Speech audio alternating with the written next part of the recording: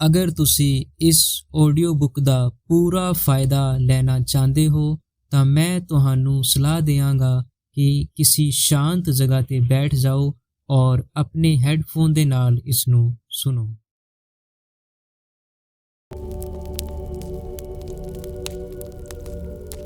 ਅੱਜ ਅਸੀਂ ਬਹੁਤ ਹੀ ਅਮੇਜ਼ਿੰਗ ਬੁੱਕ ਦੀ ਗੱਲ ਕਰਨ ਜਾ ਰਹੇ ਹਾਂ ਜਿਸ ਦਾ ਨਾਮ ਹੈ ਆਤਮ ਅਨੁਸ਼ਾਸਨ ਦੀ ਸ਼ਕਤੀ, ਬਹਾਨੇ ਬਣਾਉਣਾ ਛੱਡ ਦਿਓ। ਇਸ ਬੁੱਕ ਦੇ ਲੇਖਕ ਬ੍ਰਾਇਨ ਟ੍ਰੇਸੀ ਹਨ ਜੋ 1000 ਤੋਂ ਜ਼ਿਆਦਾ ਕੰਪਨੀਜ਼ ਨੂੰ ਐਡਵਾਈਸ ਦੇ ਚੁੱਕੇ ਹੈ। 40 ਦੇਸ਼ਾਂ ਵਿੱਚ 40 ਲੱਖ ਤੋਂ ਜ਼ਿਆਦਾ ਲੋਕਾਂ ਦੇ ਸਾਹਮਣੇ ਸਪੀਚ ਦੇ ਚੁੱਕੇ ਹਨ ਔਰ 45 ਬੁੱਕ ਲਿਖ ਚੁੱਕੇ ਹਨ।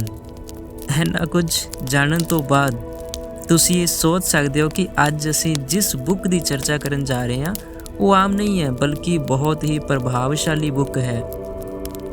ਇਸ ਕਿਤਾਬ ਰਾਹੀਂ ਤੁਹਾਡੀ ਜ਼ਿੰਦਗੀ ਦੇ 3 ਪ੍ਰਮੁੱਖ ਖੇਤਰ ਪ੍ਰਭਾਵਿਤ ਹੁੰਦੇ ਹਨ।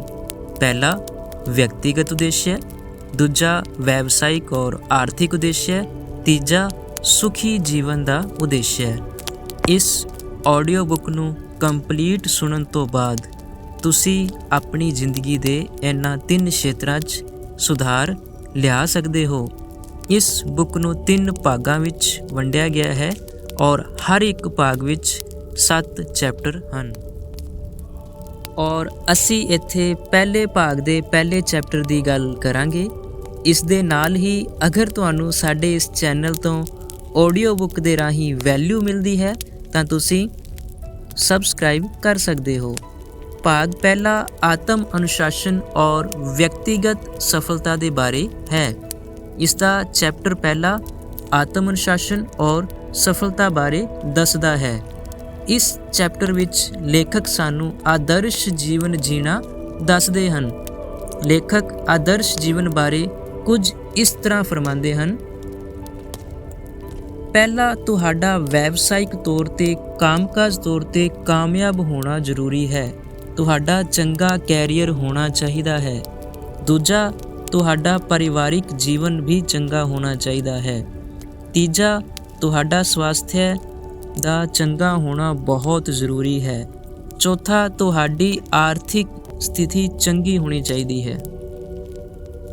ਜਦੋਂ ਤੁਹਾਨੂੰ ਇਹ ਪਤਾ ਲੱਗ ਜਾਂਦਾ ਹੈ ਕਿ ਤੁਹਾਡੇ ਜੀਵਨ ਵਿੱਚ ਕਿੱਥੇ ਕਮੀ ਰਹਿ ਰਹੀ ਹੈ, ਫਿਰ ਤੁਸੀਂ ਉਸ ਨੂੰ ਪੂਰਾ ਕਰਨ ਲਈ ਯਾਨੀ ਕਿ ਜੀਵਨ ਸੁਧਾਰ ਵੱਲ ਚੱਲ ਪੈਂਦੇ ਹੋ। ਪਰ ਉੱਥੇ ਤੁਹਾਡੇ ਸਾਹਮਣੇ 2 ਮੁੱਖ ਸਮੱਸਿਆ ਆਉਂਦੀਆਂ ਹਨ। ਪਹਿਲਾ, ਤੁਹਾਡੇ ਪਿਆਰੇ ਬਹਾਨੇ ਔਰ ਦੂਜਾ ਅਨੁਸ਼ਾਸਨ ਦੀ ਘਾਟ ਹੋਣਾ। ਲੇਖਕ ਦੱਸਦੇ ਹੈ ਕਿ ਤੁਹਾਨੂੰ ਟੌਪ 20% ਲੋਕਾਂ ਦੇ ਗਰੁੱਪ 'ਚ ਸ਼ਾਮਿਲ ਹੋਣਾ ਚਾਹੀਦਾ ਹੈ। ਇੱਥੇ ਲੇਖਕ ਪੈਰੇਟੋ ਸਿਧਾਂਤ ਦੀ ਗੱਲ ਕਰਦੇ ਹੈ ਜੋ 1895 ਵਿੱਚ ਵਿਲਫਰੈਡੋ ਪੈਰੇਟੋ ਨੇ ਦਿੱਤਾ ਸੀ। ਇਸ ਸਿਧਾਂਤ ਦੇ ਅਨੁਸਾਰ ਸਮਾਜ ਦੇ 20% ਲੋਕ 80% ਧਨ ਕਮਾਉਂਦੇ ਨੇ ਔਰ 80% ਦੌਲਤ ਔਰ ਪੁਰਸਕਾਰ ਦਾ ਆਨੰਦ ਲੈਂਦੇ ਹਨ। ਤੁਹਾਡੇ ਕੈਰੀਅਰ ਦਾ ਪਹਿਲਾ ਉਦੇਸ਼ ਇਹ ਹੋਣਾ ਚਾਹੀਦਾ ਹੈ ਕਿ ਤੁਸੀਂ ਟੌਪ 20% ਗਰੁੱਪ 'ਚ ਸ਼ਾਮਿਲ ਹੋ ਜਾਓ। ਪਰ ਦੁਰਭਾਗਿਆ ਦੀ ਗੱਲ ਇਹ ਹੈ ਕਿ 80% ਲੋਕ ਆਪਦੀ ਯੋਗਤਾ ਵਧਾਉਣ ਲਈ ਬਹੁਤ ਘੱਟ ਪ੍ਰਯਾਸ ਕਰਦੇ ਹਨ ਜਾਂ ਕਰਦੇ ਹੀ ਨਹੀਂ। 2009 ਵਿੱਚ ਇੱਕ ਬੁੱਕ ਪ੍ਰਕਾਸ਼ਿਤ ਕੀਤੀ ਗਈ ਸੀ ਜਿਸ ਦਾ ਨਾਮ ਟੈਲੈਂਟ ਇਜ਼ ਓਵਰਰੇਟਡ ਹੈ। ਉਸ ਦੇ ਅਨੁਸਾਰ ਅਧਿਕਾਂਸ਼ ਲੋਕ ਨੌਕਰੀ ਦੇ ਪਹਿਲੇ ਸਾਲ ਹੀ ਆਪਣਾ ਕੰਮ ਸਿੱਖਦੇ ਹਨ। ਇਸ ਤੋਂ ਬਾਅਦ ਉਹ ਕੁਝ ਵੀ ਨਹੀਂ ਸਿੱਖਦੇ। ਅਗਰ ਆਪਾਂ ਸ਼ੁਰੂਆਤ ਕਰਨ ਦੀ ਗੱਲ ਕਰੀਏ ਤਾਂ ਹਰ ਬੰਦਾ ਜੋ ਸਾਨੂੰ ਅੱਜ ਬਹੁਤ ਕਾਮਯਾਬ ਦਿਖ ਰਿਹਾ ਹੈ ਉਸਨੇ ਵੀ 0 ਤੋਂ ਸ਼ੁਰੂ ਕੀਤਾ। ਭਾਵੇਂ ਉਹਨਾਂ ਕੋਲ ਜ਼ਿਆਦਾ ਸਿੱਖਿਆ ਔਰ ਬੁੱਧੀ ਨਹੀਂ ਸੀ ਪਰ ਉਹਨਾਂ ਕੋਲ ਕੜੀ ਮਿਹਨਤ ਕਰਨ ਦੀ ਇੱਛਾ ਸੀ ਜੋ ਉਹਨਾਂ ਨੂੰ ਅੱਗੇ ਲੈ ਕੇ ਗਈ। ਕੜੀ ਮਿਹਨਤ ਨਾਲ ਹੀ ਤੁਸੀਂ ਸਫਲਤਾ ਲੈ ਸਕਦੇ ਹੋ। ਸਫਲਤਾ ਦਾ ਕੋਈ ਸ਼ਾਰਟਕਟ ਨਹੀਂ ਹੁੰਦਾ ਔਰ ਕੜੀ ਮਿਹਨਤ ਤਾਂ ਹੀ ਸੰਭਵ ਹੋ ਸਕਦੀ ਹੈ ਜੇਕਰ ਤੁਸੀਂ ਅਨੁਸ਼ਾਸਨ ਵਿੱਚ ਹੋ। ਸਥਾਈ ਸਫਲਤਾ ਸਿਰਫ ਉਦੋਂ ਹੀ ਸੰਭਵ ਹੈ ਜਦੋਂ ਤੁਸੀਂ ਲੰਬੇ ਸਮੇਂ ਤੱਕ ਕੜੀ ਮਿਹਨਤ ਕਰਨ ਲਈ ਖੁਦ ਨੂੰ ਅਨੁਸ਼ਾਸਿਤ ਕਰ ਲੈਂਦੇ ਹੋ। ਇੱਥੇ ਲੇਖਕ ਆਪਣੇ ਜੀਵਨ ਬਾਰੇ ਵੀ ਸਾਨੂੰ ਦੱਸਦੇ ਹੈ। ਪੈਰੇਟੋ ਨਿਯਮ ਨੂੰ ਜਾਣਨ ਤੋਂ ਪਹਿਲਾਂ ਉਹਨਾਂ ਦੀ ਜ਼ਿੰਦਗੀ ਵਿੱਚ ਬਹੁਤ ਵੱਡੇ ਬਦਲਾਵ ਨਹੀਂ ਆਏ ਸੀ, ਪਰ ਜਦੋਂ ਉਹਨਾਂ ਨੂੰ ਇਹ ਨਿਯਮ ਪਤਾ ਲੱਗਾ ਔਰ ਉਹਨਾਂ ਨੇ ਫੋਲੋ ਕਰਨਾ ਸ਼ੁਰੂ ਕੀਤਾ ਤਾਂ ਉਹਨਾਂ ਦਾ ਜੀਵਨ ਬਦਲ ਗਿਆ।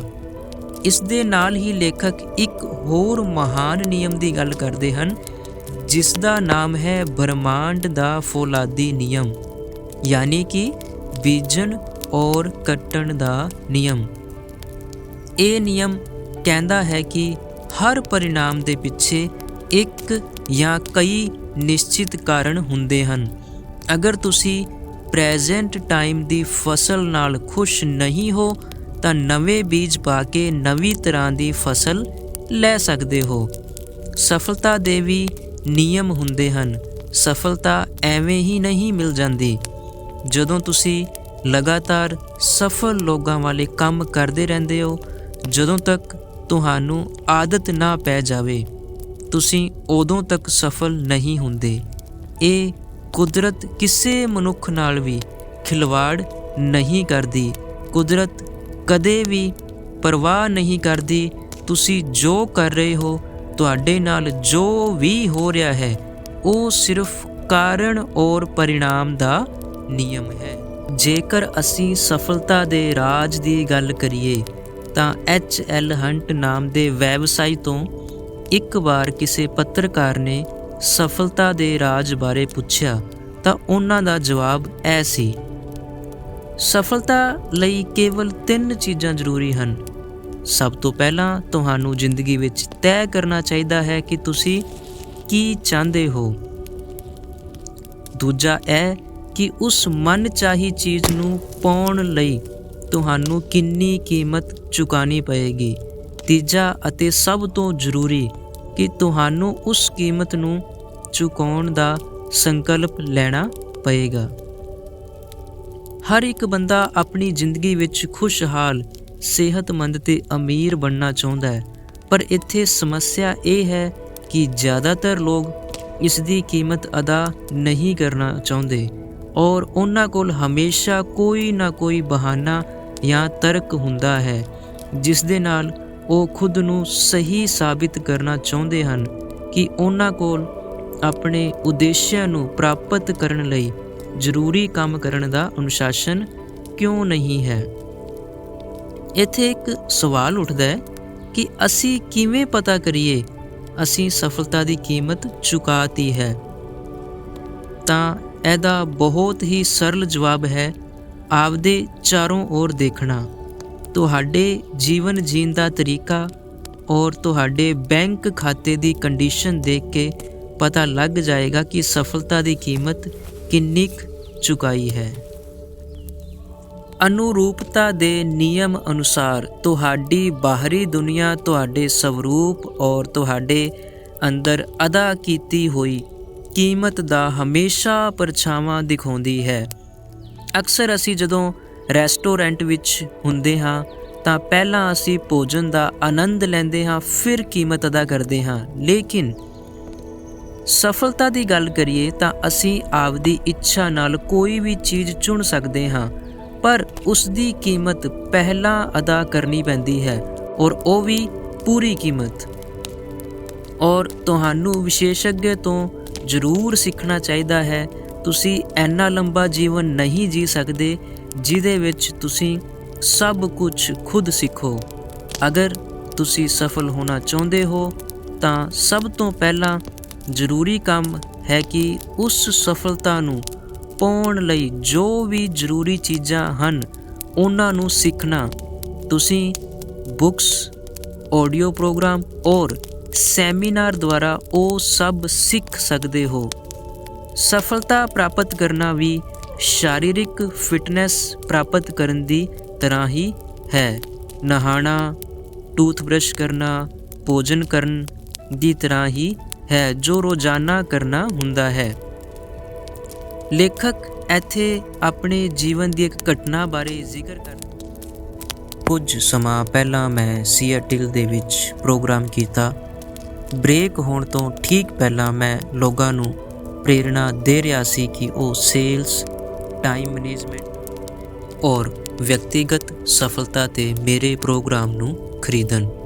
ਔਰ ਜਦੋਂ ਬ੍ਰੇਕ ਹੋਇਆ ਤਾਂ ਕੁਝ ਲੋਕ ਸੈਮੀਨਾਰ 'ਚ ਦੱਸੀਆਂ ਗੱਲਾਂ ਬਾਰੇ ਮੇਰੇ ਤੋਂ ਸਵਾਲ ਪੁੱਛਣ ਲੱਗ ਪਏ। ਉਸੇ ਟਾਈਮ ਇੱਕ ਸੇਲਸਮੈਨ ਬਾਕੀ ਲੋਕਾਂ ਨੂੰ ਧੱਕਾ ਮਾਰਦੇ ਹੋਏ ਅੱਗੇ ਆਇਆ ਔਰ ਬੋਲਣ ਲੱਗਾ। ਲੋਕਾਂ ਨੂੰ ਆਡੀਓ ਪ੍ਰੋਗਰਾਮ ਖਰੀਦਣ ਦੀ ਸਲਾਹ ਦਿੰਦੇ ਟਾਈਮ ਤੁਹਾਨੂੰ ਪੂਰੀ ਸੱਚਾਈ ਦੱਸਣੀ ਚਾਹੀਦੀ ਹੈ। ਮੈਂ ਪੁੱਛਿਆ, ਤੁਸੀਂ ਕਹਿਣਾ ਕੀ ਚਾਹੁੰਦੇ ਹੋ? ਤਾਂ ਉਸ ਦਾ ਜਵਾਬ ਸੀ, ਤੁਹਾਨੂੰ ਆਪਦੇ ਪ੍ਰੋਗਰਾਮ ਬਾਰੇ ਪੂਰੀ ਸੱਚਾਈ ਲੋਕਾਂ ਨਾਲ ਸਾਂਝਾ ਕਰਨੀ ਚਾਹੀਦੀ ਹੈ।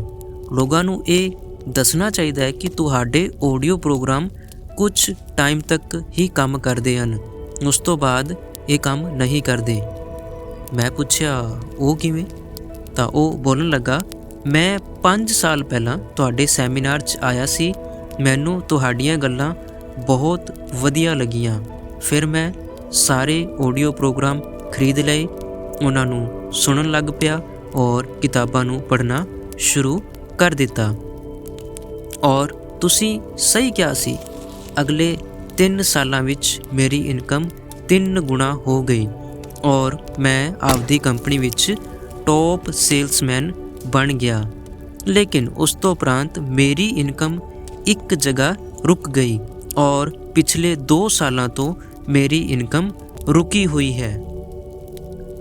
ਫੈਕਟ ਇਹ ਹੈ ਕਿ ਤੁਹਾਡੇ ਦਿੱਤੇ ਹੋਏ ਆਡੀਓ ਪ੍ਰੋਗਰਾਮ ਔਰ ਬੁੱਕਸ ਨਿਸ਼ਚਿਤ ਟਾਈਮ ਬਾਅਦ ਕੰਮ ਕਰਨਾ ਬੰਦ ਕਰ ਦਿੰਦੇ ਹਨ।